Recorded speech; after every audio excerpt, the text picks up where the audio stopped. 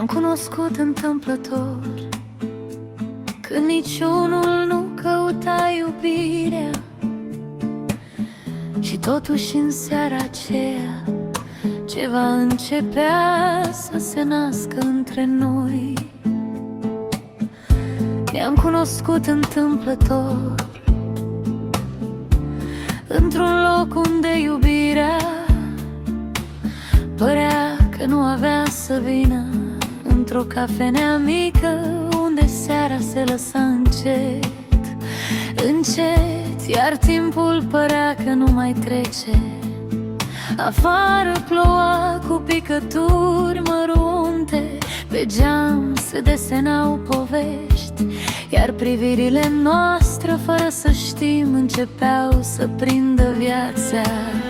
Zâmbetul tău dulce, ochii care nu știau să mintă,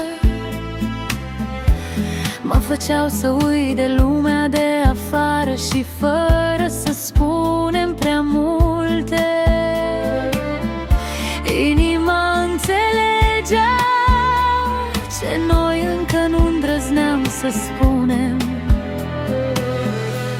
Când tu nu ești cu mine, îmi lipsești și te caut în orice colț, unde iubirea noastră a prins viață, unde cândva erai cu mine.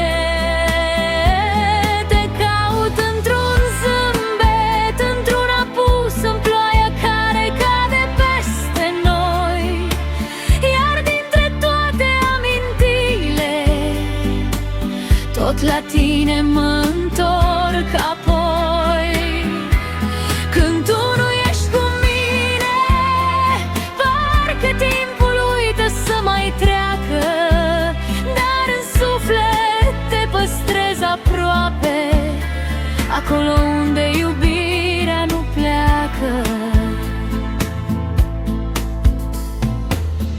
Încet, încet mă înfiorai cu gesturile tale pline de farmec, cu o mângâiere atât de simplă, dar care îmi ajungea până la suflet.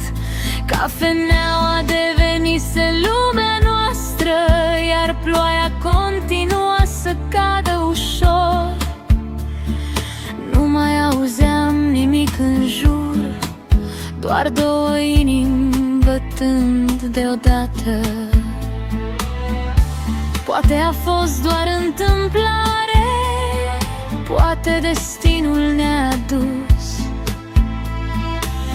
dar dintr-o seară oarecare s-a născut ceva de neapus. Când tu nu ești cu mine, îmi lipsești mai mult decât pot spune.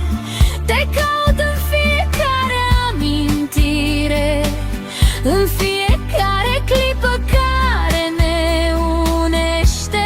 Zâmbetul tău dulce, încă aici, privirea ta o port în gând, și oriunde m-ar purta viața, spre tine mă întorc mereu.